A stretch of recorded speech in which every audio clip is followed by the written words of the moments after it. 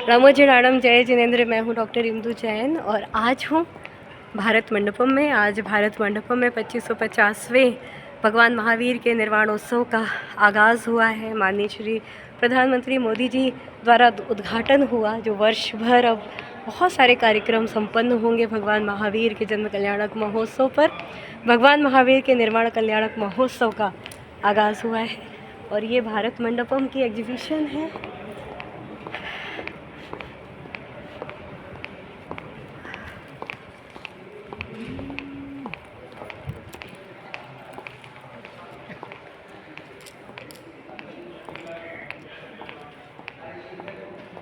देखिए कितनी सुंदर एग्जीबिशन है। मुझे आज के उद्घाटन समारोह में मंगलाचरण करने का सौभाग्य मिला और माननीय प्रधानमंत्री नरेंद्र मोदी जी के सानिध्य में हुए इस भव्य उद्घाटन समारोह में मैंने महावीर अष्टक का पद्य बोला और एक ऐसे अवसर पर बोला कि जब वो भगवान महावीर को अर्घ्य समर्पित कर रहे थे, उनके दर्शन कर रहे थे, तब वो अवसर मुझे प्राप्त हुआ। तो ये मेरा भी सौभाग्य कि मुझे इस ऐतिहासिक अवसर पर अपनी विशेष भूमिका निभाने का अवसर मिला। बहुत ही सुंदर ये भारत मंडपम बना है और हमेशा हमेशा के लिए एक बहुत ही सुंदर उपहार भारतवर्ष के लोगों को मिला है।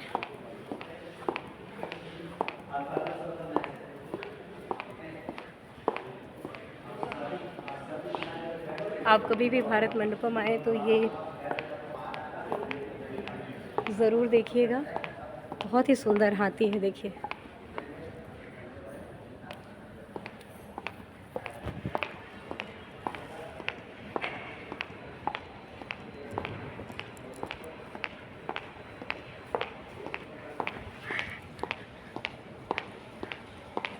आप श्री राकेश जी हैं और श्री अमित जी हैं।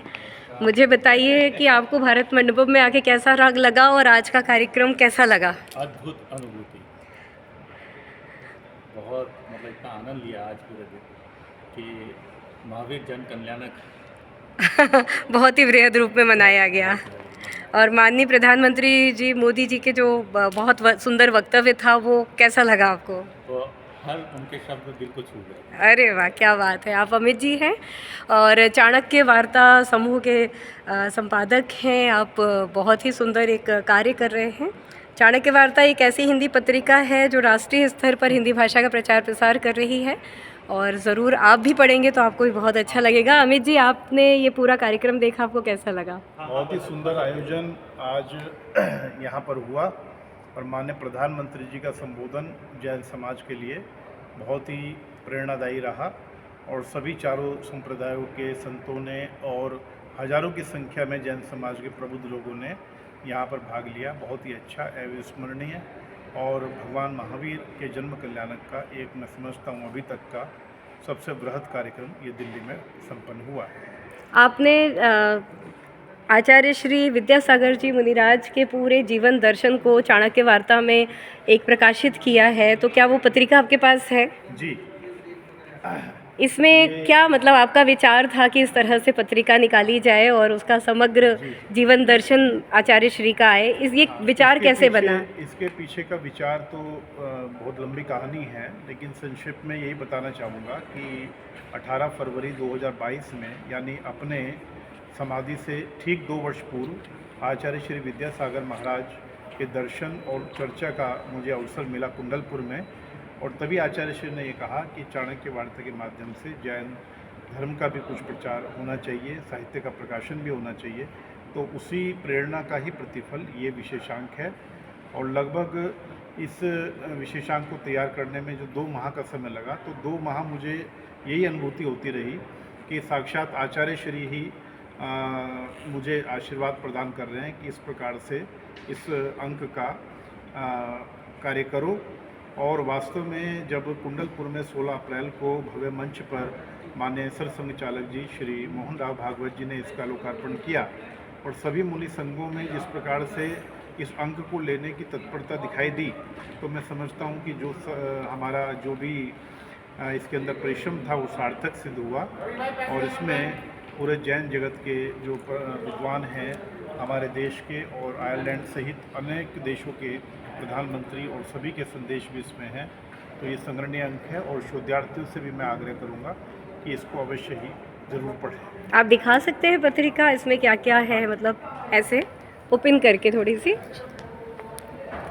ये जैसे इसका आप इंडेक्स देखेंगे जी। तो इसमें प्रथम खंड में परिचय है आचार्य विद्यासागर जी और समय सागर जी का। खंड 2 में श्रद्धांजलि पत्र जो हमें प्राप्त हुए हैं माननीय प्रधानमंत्री भारत, माननीय प्रधानमंत्री आयरलैंड और केंद्रीय मंत्रिमंडल के सदस्य, राज्यपाल और मुख्यमंत्रियों के, और इसी प्रकार से अलग अलग जो विशिष्ट लोग हैं उनके संदेश हैं और विभिन्न संस्थानों के द्वारा।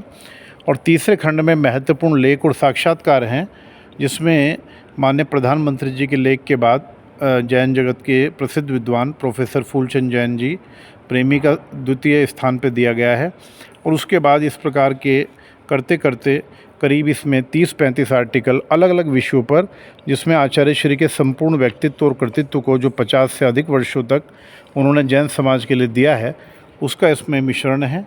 और आचार्य संघ के द्वारा जो विनयांजलि प्रदान की गई उसका शब्दशः रिकॉर्ड करके भी इसमें दिया गया है। और आपका भी इसमें संस्मरण आचार्य श्री के बारे में जो आपने लिखा है उसको भी विशेष रूप से एक खंड 4 में पहले स्थान पर उसको रखा गया है। और डॉक्टर अरिहंत जैन जी की कविताएं, और इस प्रकार से ये पूरा विशेषांक का भी इसमें लेख भी है। हाँ, लेख भी है, उनका संदेश भी है। तो इस प्रकार से ये एक विशेषांक मैं समझता हूँ कि अभी तक का जितने भी आचार्य श्री पर लेखन हुआ है उसमें ये श्रेष्ठतम कृति के रूप में इस विशेषांक की गणना की जाएगी। बिल्कुल, इसकी बहुत चर्चा है क्योंकि कुंडलपुर में इसका लोकार्पण हुआ माननीय भागवत जी द्वारा, और पूरे देश ने देखा, और जहाँ जहाँ ये पत्रिका पहुँच रही है वहाँ वहाँ लोग इसको सहेज कर रख रहे हैं क्योंकि ये एक तरह से ऐतिहासिक पत्रिका बन गई है, हमेशा सहेजने वाली। जब भी आचार्य श्री का जीवन दर्शन पढ़ना होगा तो इस पत्रिका को पढ़ेंगे। आपका बहुत बहुत धन्यवाद, आभार, धन्यवाद।